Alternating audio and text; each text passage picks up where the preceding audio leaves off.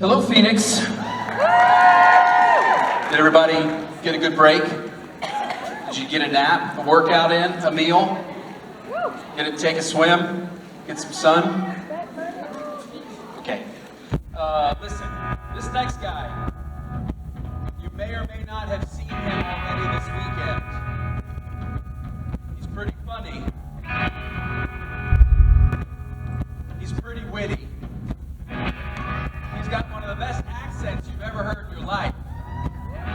Please welcome to the stage the one and only, Mr. Adam Fergus!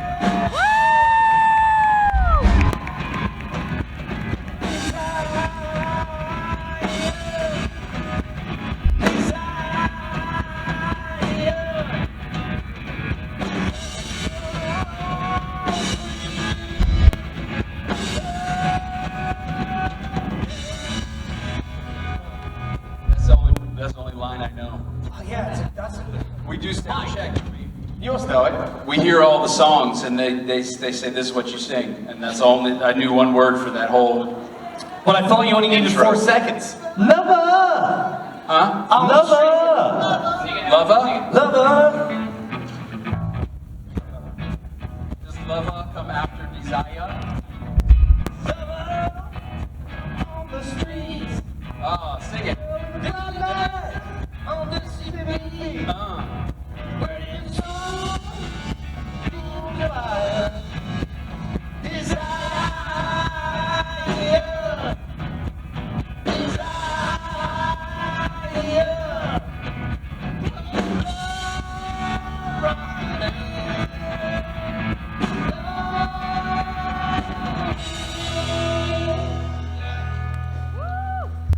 Wow. Yeah. Did you guys write that? They did. Yeah, we wrote it. Sweet. Well, you know.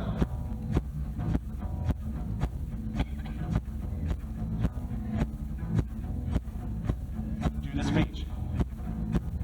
When I was Bono, crawling over the streets of Dublin town. You know, I'm so tired. And AIDS in Africa.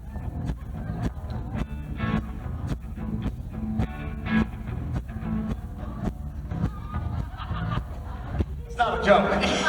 It's not a joke. That was Bono. I was doing a bit. Please don't sue me. Thanks, guys. Thank you. And then he was cancelled. Ladies and gentlemen, Adam Fergus! Well, hello, Phoenix. I'm definitely going to spill this coffee at some point throughout this panel, so forgive me for that. How are we all doing? Fun so far? Yeah! Yeah, Jesus. It's a nice place, Arizona. It's my first time. I believe, until someone from the audience goes, no, you were here to come here 4 years ago, which is completely a possibility. You feel quite nomadic in this business. So you travel an awful lot. And that this is not just when you're doing cons, when you're, working as an actor, you travel all around the world if you're lucky enough to do so. And you go to many different hotels and many different places, but oftentimes you very rarely get to see the beauty of wherever you go. So when I go and do these cons, or I used to, before I had kids, I would go and do these cons and I'd stay come a couple of days early, and I'd stay an extra day or two on the back end and really get to see the city, or cities. But then I had kids. And my wife was like, I don't want, the first one we did after I had twins 15 months ago, twin girls. Woo! Juno and Maud, very cute. But yeah, so they're obviously a handful. And they were like maybe 5 weeks old during the pandemic, so we had a whole bunch of these shows obviously booked up from before the pandemic. And then when we were finally able to come out of our houses again, these were back on. And the first one was Denver. I'll never forget the look on my wife's face when I went, like 5-week-old twins. She's from Los Angeles, living in Ireland, away from her family. Like, all right, see ya. I'm off for 5, maybe 6, 5 days to Denver. And I can see the hatred in those eyes. You motherfucker. I hate you. But then she saw me when I came back. And I was even more tired than she was, which is like, they were just from traveling and these are long days and blah, blah, blah, which is, don't ever let my wife know that I said that, because, the transatlantic flying and then you come to these things and you go home and you just get handed 2 babies. I'm off. Deservedly so. And this is back when, I don't know how many people in the audience have babies, are babies, have grandkids perhaps, but when they're really, really small, they don't do a whole lot. They just sit there. I don't get all the fun about this. What is the story with these things? Until they get to about, 4 months or 3 months when they smile at you for the first time. You're like, oh my God, did you see that she did something? But then you have, because there's 2 of them, you have this whole thing of like, oh my God, maybe it's just something wrong with this one. This one smiled and this one didn't say anything or do anything, and she's not really. But it's funny because they develop these things like fine motor skills and gross motor skills. So babies can't develop both at the same time. So one of our twins happens to be proficient in gross motor skills, so she's walking first, and she's plodding around. The other one, her fine motor skills, so she's able to point, and her speech is really advanced. In comparison to the other twin. I don't know if they're advanced in comparison to any other baby on the planet, because I have no frame of reference. But it's really interesting to see them develop and grow into their personalities. Okay, I'll shut up talking about my kids. Who wants to ask a question? I'll keep talking about my kids until someone stands up and asks a question. You can ask me absolutely anything, even related to Supernatural. Who here has not seen season 12 of Supernatural? You haven't seen season 12? Have you seen any of Supernatural? No. Hi, how's it going? I think the Vampire Diaries convention was in Jacksonville. Did you get on the wrong plane? You dragged her? Aww, that's very sweet. You're a good friend. But anyway, yeah, so we did this show called Supernatural, where some of us fight demons and all that kind of jazz, and werewolves and stuff, and some of us are werewolves. I was not. I did a lot of accounting. Really fascinating character, hence the full room. No, I'm joking. The thing about this show, if you haven't seen, so I'm just going to talk to you for the rest of the thing, and I'll explain the whole thing from episode 1 to episode 327. It was 327 episodes, am I right? Yeah. Have many people here found the show during the pandemic? No. What a great way to spend your pandemic. How many times have you seen the thing in its entirety? Just once? Okay, good for you. 3? You've watched it 3 times back to back. That's amazing. But it's funny because you come to these things, come to these conventions, and you realize that this is far more than just a show. This lovely lady at my meet and greet earlier on said that, you're just the actors. We're not always here to see you. We're here to come and meet our friends. and you really do realize that the more and more you come to these things, and those of you, which there are a lot of you, this is your first convention. This is like it's called the SPN, the Supernatural Family. Because we're all like a family, and you get to see familiar faces when you come back, and you get to hang out with friends. There are people that come to your table and ask you for an auto, and you're like, oh yeah, what's your name? I don't know why I do that, I'm left-handed. What's your name? And I go, oh no, it's not for me. It's for this woman I met on Facebook. She's not feeling so well, she had to miss the con. So I thought it'd be nice if I just bought her a photo. And I go, oh my God, that's so sweet. And it's really representative of the kind of people that come to these conventions and the kind of people that watch the show, and I think it's a beautiful thing. Yeah, please stop. No, I'm joking. Hi, what's your name? Where do you come from? Hi, my name is Lacey. I'm from Phoenix. Hi, Lacey. Thanks for having us in your beautiful city. You're welcome. You're welcome. First of all, I don't know if you remember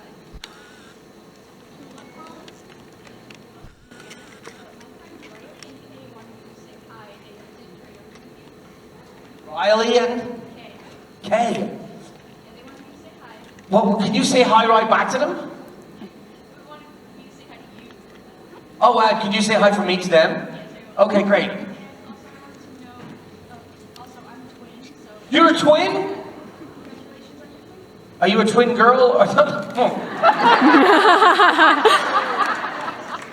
a twin sister. Yeah, well, you can't, like, you know, that's a valid question in this day and age. You're identical. Oh, cool. Well, you know, one of the interesting things about, I was about to say the interesting thing about my twins, but I hope this isn't the only interesting thing about them, but one was born at 11:59 on the 9th of August, and one was born at midnight on the 10th of August. So they've got 2 different birthdays. And they're fraternal, so they're not identical. They're 2 different sacs, 2 different sperm. Go to biology class. And yeah, so it was something that we were going to embrace. So as a twin, as an identical twin, did you kind of rebel against being a twin and want your kind of independence and individuality to a certain degree?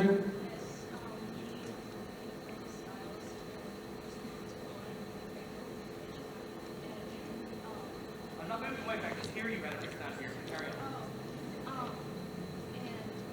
I don't think she's speaking into the microphone well. We hated sharing a bedroom when we were little. Good to know. I have to buy a bigger house. Sharing clothes, but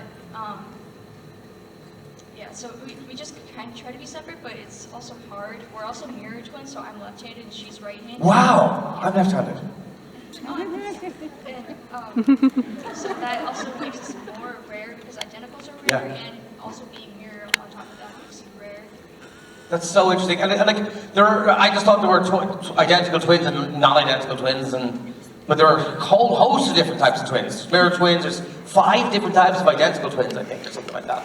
But yeah, because we don't dress our twins the same ever. And so Juno is fair hair, Maud has got darker hair. Juno always gets mistaken for a boy, and people are always so apologetic, as if they really embarrassed the baby. Oh, I'm so sorry. I'm so sorry. I don't think she gives a shit. You know? Yeah, it's always interesting meeting twins. But people still do start, you're walking the buggy or the stroller then. Twins 15 months ago. And they're a conversation starter. Yeah, it's very wonderful. I'll pick your brain over the weekend. How about that? My actual question, I'm so sorry. Oh, so you have a question? Wait, listen, we have 40, 50 minutes. Carry on. If Mick could have met anyone else, maybe in the future, who would he have met in Supernatural? You know, it's funny because it's hard to answer that question. Can everyone hear Lacey okay? Yeah? Okay. It's hard to answer that question without your actor head on. Because there are people on the show that I'd love to have done scenes with. Like, I've been a huge fan of Mark Pellegrino since Big Lebowski days, you know? I've always wanted to work with him. I've always wanted to do scenes with Lucifer. So definitely, you know, as an actor with, I nearly fell over, with Mark Pellegrino. I swear to God it's coffee in that, I swear it's coffee. With Mark Pellegrino. But I would just love to be on the show more. Because it was such a fun show, such a fun experience to work on the show. It was like, it's always a joy to go to work as an actor because you get to do the thing you love for a job and you get fucking paid for it. It's ridiculous. But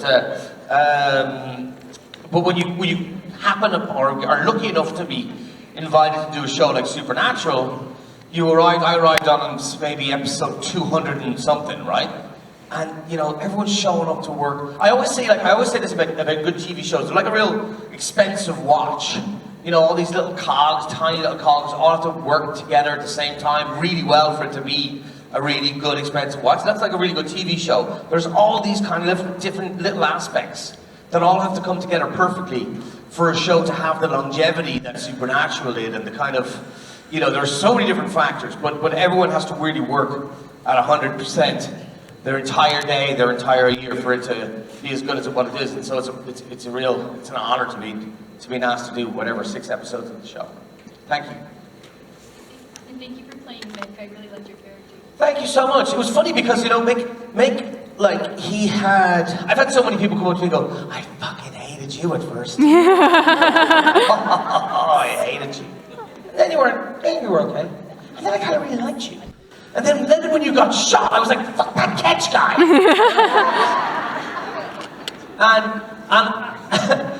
and the thing about it is, like, you know, as an actor, and as because of what I just said, you really want to be on the show as much as you possibly can because it's such a fun working environment. But also, yeah, it would be remiss of me not to say that I thought Mick had a really complete arc. You know, and for someone to say, I hated you, I kind of liked you, I did like you, and I hated when you died, that's a really good arc. It's just a testament to really good writing, really, really good writing. And yeah, so I can't be too annoyed that I got shot in the back of the head. You're just lucky David Hayden Jones isn't here today, because I'd be giving it all to him. Thank you for your question. Hi. How's it going? Good, how are you? I'm good. What's your name? My name is Daniela. Hello, Daniela. Hello. And now that you said it, I'm going to say it too. I hated you. At first. But There you go. I loved you. You're amazing. Thank you so much. What was your favorite memory? Being on behind the scenes or on set? You know, it's funny, the whole favorite question, I'll steal a line from my good friend David Hayden Jones, who always answers that question with the response that he's not a huge favorite guy, because growing up, when someone asked me what my favorite movie was, I was like, I better not get this wrong. I only got one shot. This was it The God? No, I can't say The Godfather. Everyone says The Godfather. So he started like giving me anxiety. I was like, Jesus, what was my favorite song? But there are so many favorite moments. What was my favorite moment on the show? Was that Just behind the scenes or on set? yeah, like I tell this story quite a bit at conventions. My first day meeting the boys. Like I'd done a scene with Samantha Smith and Misha and David, and then the next day I went in to do a scene with Jared Jensen. It's in that scene in episode 2 of season 15 when Sam is kind of chained to the chair and Lady Bevel is, you know, abusing him. And that's a bit of a groan there. So unlike my good friend David Hayden Jones, who stayed in the same voice, he used his British accent the whole way on and off camera. I found it easy enough to slip in and out of my Cockney accent. So when we started rolling, I met the boys. I was chatting away. How's it going, lads? How long? He goes, oh, you're Irish. That's crazy. And then we started filming, and I started talking like that. I was like, all right, mate. And Jared, which an actor never does. He goes, cut. Sorry, cut. I can't understand a word this guy's saying. I went bright red. I go, fuck. I thought it was going well. And then, you know, everyone started laughing, and I realized he was joking. I kind of knew he was joking, but still, there's that moment of like, oh my God, and you get that cold sweats in the back of your neck. And he goes, oh no, sorry, I'll stop. Started rolling again. I started talking. He goes, gee, I can't understand what is he saying? And bright red again, and then Bob Singer, who was directing the episode, comes out and goes, Jared, well, it's work. Okay, you've had your fun, let's move on. But that's kind of the way the whole show went. Like, everyone took their job, their work really, really seriously, but had so much fun doing it. That was the first thing that I felt kind of indoctrinated or hazed, and then we're part of the gang, and it's just fun from there on in, you know. I don't know if you guys have had the pleasure of doing a job that you love and you can't wait to get back to going to do. So that was this job for me for sure. And I could go on and on. There are thousands of brilliant moments that I had in that show. It was really, really good. Thanks for your question. Hello. Hi there. Hi there. Hi. My name is Audrey. I'm from Los Angeles. Audrey, what parts of Los Angeles are you from? So, not Los Angeles proper, but So you just lied. No, I'm in LA County. LA County, alright. Like Thousand Oaks, but nobody knows where Thousand Oaks I know where Thousand Oaks is. Yeah. Oh, okay. Yeah, Thousand Oaks is very popular. It's beautiful out there. It is. My in-laws live in Woodland Hills, which is on the way out there. Almost. Yeah, it's just easier to say LA. Neighbors in LA. You're about 500 miles away from your neighbor. Anyway, you have a question. Yeah. So I was wondering if you either asked or if Jensen volunteered shared any like information or tips about raising twins? Has he had some experience? Oh, for sure. Yeah, like, you know, I leaned on Jensen quite a bit at the beginning because when I found out I was having twins, we were, with the conventions weren't on, so I called him and we had a chat on the phone, and he was like, look, best thing I can do is, whenever you encounter a problem, call me or text me, and I guarantee you I'll have an answer for it. And lo and behold, he did. Like, the biggest worry about kids in general is like, will they sleep through the night? Because if you have kids, I don't know, people have had kids that are bad sleepers, and we were just lucky to have 2 good sleepers. Like, didn't really wake each other up that much, but that's the big worry. And I remember when it was my 2nd or 3rd convention, and they were like tiny when they came out. They were like this big, like little kind of, you know, baby Yodas. And the side sleeper, do you know what a side sleeper is? Okay, a side sleeper is something that goes on the side of your bed, so that the mother who's breastfeeding, the father generally doesn't breastfeed, she can just lean over and pick the baby out of the side sleeper and breastfeed during the night, so to put the baby back in. So you don't have to get out and lift it out of its cot and all that kind of jazz. So, but ours were so small, the two of them fit in the one side sleeper sideways, you know, so she could, you know, feed one, feed the other. And then I said to Jensen at one time, I said, when do you put them in separate cots? He goes, dude, get them in separate cots immediately. Get them out of this cots, because then they'll get used to the smell of each other, and they won't be able to be separated. So that was his main bit of advice, and I took his advice, and thank God they're sleeping, because I need my sleep. I don't know about you guys, but I'm the lightest sleeper on the planet. But here, look, it's like a little tinkle. I'm like, what was that? And then when you have kids, you become like, oh, well, I'm supposed to be the man of the house. Yeah, sleeping just goes out the window. At least comfortable sleeping goes out the window. You're lying there in bed, you wake up, like a baby cries for like 2 seconds, and then you wake up, and then you go back to sleep. But then once you're awake, your brain goes, you know, let's think about your taxes. Or let's think about Christmas 2025. What are you going to be doing then? Just crazy stuff. And also, like, when you're having a baby, your brain, you know, like, it's like a filofax, or it's like a filing cabinet system, and it just opens up and just throws half the shit away. You won't need that memory, fuck, you don't need that. You don't need this, you won't need that. You need all this space for all the baby stuff you have to remember. And so was I ever in New York? I can't really remember. Oh, well, you know, all the things, memories that you have, they're just gone. Hopefully not permanently. But yeah, that's the thing. Babies are cool. Thank you for your question. Nice to meet you. Hi. Hello, my name is Mystica. Oh, please say that again. Mystica? Mystica. Mystica. Hi. My question is, what is your favorite horror movie of all time? Favorite horror movie? When I contradicted myself with the whole favorite thing, let's just lean into it.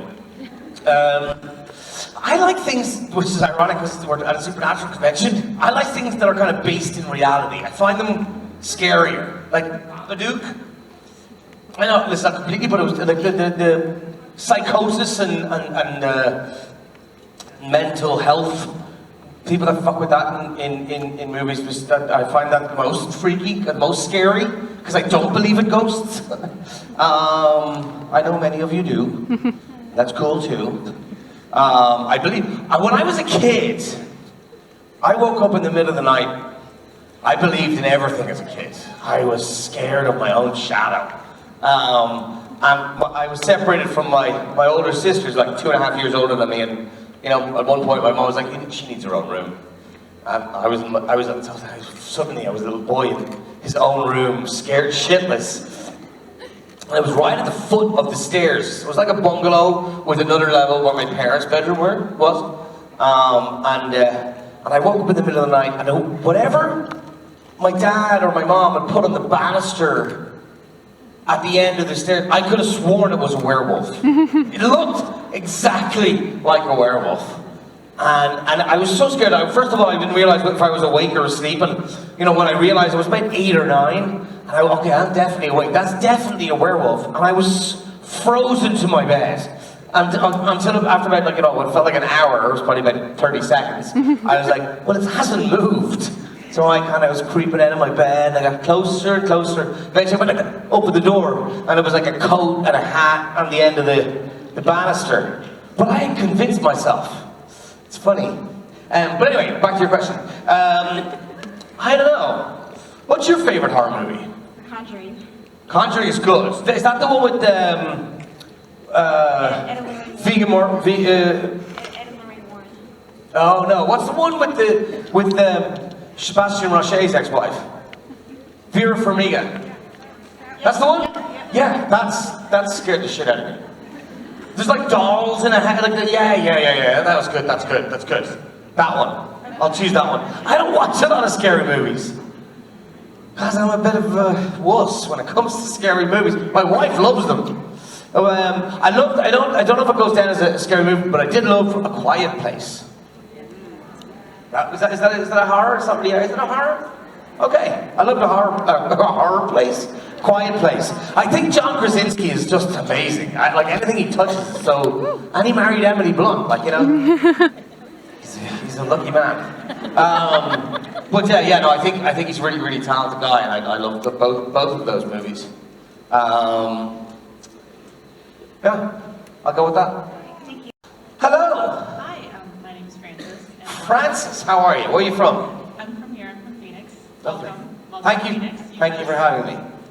Tell me a fun, interesting fact about Phoenix Oh, that nobody knows, so I can impress Stephen Norton. Kind of want do to you go know up there to about ask him a Arizona's, question just so I can be like, I'm from 5 Mississippi. Cs that made it so I don't have a question for him. No, tell me. cattle, cotton, copper, citrus. I've forgotten the fifth or Oh, But we've got 4 out of 5. Climate! climate. Climate. Thank you. Thank you. You see, I told you, it's a family. My Cotton, copper, cattle, climate, and citrus. Okay. And you have a question too? Yes, I do. Okay, awesome. So you're Irish, so I'd like to know what your favorite Celtic monster is. You could ask him something about something about what? Well, Because you it's like as if no one gave a shit about what I said about favorites. What my favorite? Do you have a favorite Irish mythologic monster? is he from the Republic of I said Ireland or monster, Northern but I suppose Ireland? My favorite myth is the Morrigan and the Dagda. But if we're going monsters, my favorites, I know it's Scottish, but the Kelpie. Yeah, like I don't know, but I do like Irish mythology. There's an Irish. I have a tattoo here of an old coin, an old Irish coin, and there's a salmon on it, and this salmon is called the salmon of knowledge. So the town I grew up in is a town called Drogheda. It's about 30 miles north of Dublin. And the river is called the River Boyne. I think that's Republic And of Ireland. so growing up, you'd hear about all these Irish, you'd read in school all these Irish mythology, all this Irish mythology, easy for you to say. And one of them is the story of the salmon of knowledge. And the Yeah, salmon that's of knowledge Ireland. was this huge big salmon that would swim up and down the River Boyne. And this guy had been trying to catch the salmon of knowledge his entire life. And he's well into his 90s. And the thing is, if you catch the salmon of knowledge, you cook it and you eat it, you get all the knowledge of the universe. You get it all in there, and you kind of like, you're this that town. grand wizard. So this guy eventually catches the salmon of knowledge, and pulls it out, puts it on a spit, starts cooking it up, and he gets his little protege, Fionn McCool, who becomes the king of Irish mythology, the savior of a lot of the Irish people back in the day. But anyway, he gets him to turn the spit when he goes off and gets some spices. And so the kid is turning, and being a kid, he kind of gets bored, and he starts looking up at the sky and forgets to turn it, and a blister grows on the other side of the fish. And what does he do? He puts his thumb in the blister, bursts the blister, but it's hot, so he sticks his thumb in his mouth, and he got all the knowledge. So the old dude comes back, having spent his whole life trying to catch this fish, and this young upstart had stolen all his knowledge. Anyway, I've always found that fascinating, and that's why I got the tattoo. You'd think I'd get a tattoo of my kids, but no, some stupid Irish man. To kind of be as less distracting an accent as possible. So Whenever I'm doing the British accent or a British accent, I've done many British accents, like both on stage and in film and TV. But they come more naturally to me because I grew up, as you know, right next door to the UK, and a lot of British television was an influence. But when you're doing a show in America, you're just scared that you're gonna fuck that shit up. Oh, I can hear his Irish accent. Did you hear that? He said ting. He said 33 and a turd. And I can hear my mom going, I was telling you to pronounce your THs as a boy. But yeah, because like, to be honest with you, you know, when you're trying to not impersonate, but you're trying to do an accent, the first thing you notice when someone's doing an Irish accent is, oh, wait a minute, your ear just takes you out of the moment. So, yeah, it's hard. It's hard to do. So I always get a voice coach when I'm doing an American accent to just try and get it as close to good as possible. Perfection is something we're always striving for, but we never reach, I believe. Thanks for your question, Nick. Hello. Oh, I'm so glad more people showed up. Thank you so much. I was getting really worried when I looked over here. I was like, oh no, I'm gonna have to talk. And I hate the sound of my own voice, obviously. Us narcissistic actors.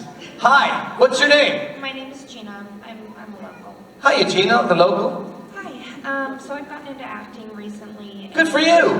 Thanks. And I've done a couple, you know, small films and things like that. Wow, awesome. What kind of roles? I've played 2 detectives. On TV here in Arizona? No, they're small films, so they get submitted to the film festivals, and like I'm sure it's not a high scale thing. It's just kind of college kids. Hey, listen, we all like. Did you enjoy the experience? I've never been happier. Oh, well done. I would do it for free for the rest of my life. Starting off, we all had to do it for free. That was Yes. the crazy thing. Yeah, they don't. I mean, They don't care. They're like, oh, he's an actor. He'll do it for free. Look at him. He's dying to do this. Yeah, he'll pay you to do it. Yes, that's kind of where I'm at. And I realize that the happiness that I feel on set is nothing compared to anything financial that they could give me. Oh, wow, that's great. So I found my happiness. That won't last. I'm joking.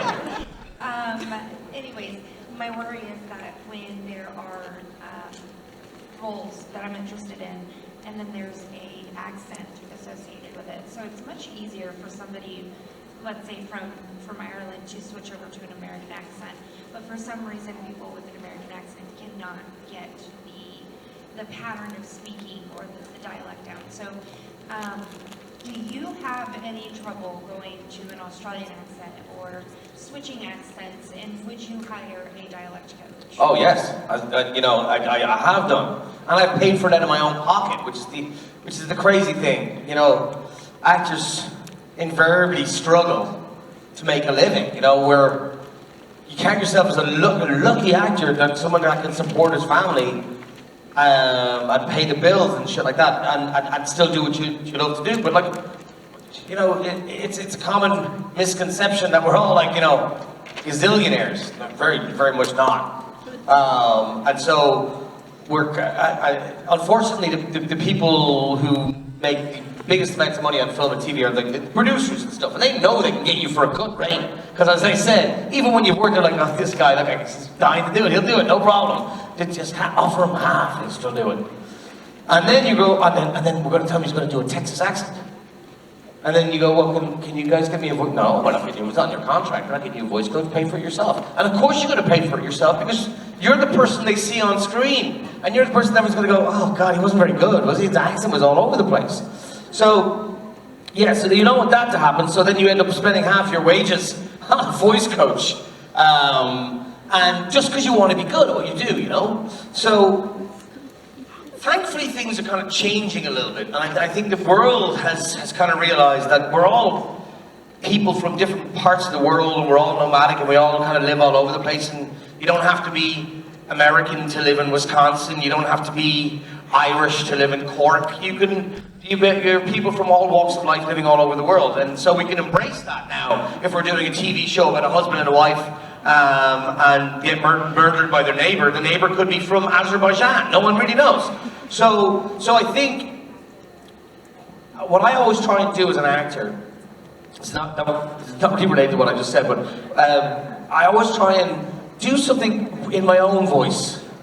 So if you're reading the scenes you got to do, and it's like this guy's from Texas, and you start going and doing your twang and stuff. You're kind of stereotypicalizing the character, and you're pigeonholing this character. Whereas you just give it a broad stroke and read it as neutral as possible at the beginning in your own voice. Listen to your own voice, and then layer stuff on top. So layer on top that he might be or she might be, you know, from a certain part.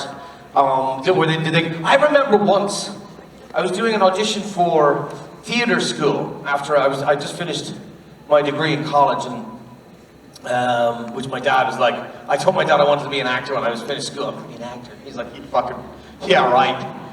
On someone else's dime. I just paid for school. You're going to get a real job. And then I did a degree to make him happy, and then I still wanted to be an actor. But I did this audition to play Iago from Othello. Do you know the play Othello, the Shakespeare play Othello? It's one of my favorite villains, but I went in and I was like, you know, speaking like this because I thought Shakespeare was all pomp and ceremony. And the guy, the acting teacher goes, you know Iago was a soldier, right? He was just a man, he was just a regular dude. Why are you putting on this ridiculous accent? And I was like, oh, I thought Shakespeare had to be done in a certain way. No, all things have to come organically from inside you, from how, so you can't just layer on something. It's like papering over the cracks. So I would always approach something and find the truth in it for yourself first, and then layer on the accent. And you know what? It doesn't matter if you can't do the accent. Just working on it and trying it is half the fun. From Mississippi. I'm from Mississippi.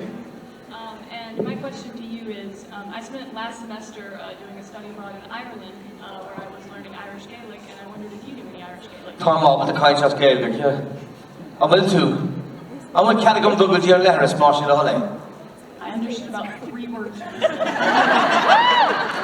On Will Cadogan, do I have permission, Dolgaji on letters, to go to the bathroom, Marshall Holiday, please? JC? Huh? I forgot how to say yes. Tom. Shaq. Yeah, sure. Did you have a good time? Where did you study? Galway. Oh, beautiful. Galway. I always say, anyone's going to Ireland, go to Galway first. It's absolutely, what a great experience. I'm so glad you went. I'm glad I went too. Oh, welcome back. Thanks, Mia. Okay, just because you came all this way, quickly, shoot it off.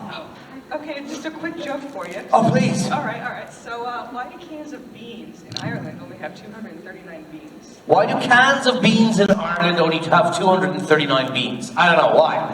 One more bean would be too farty. Very, very good.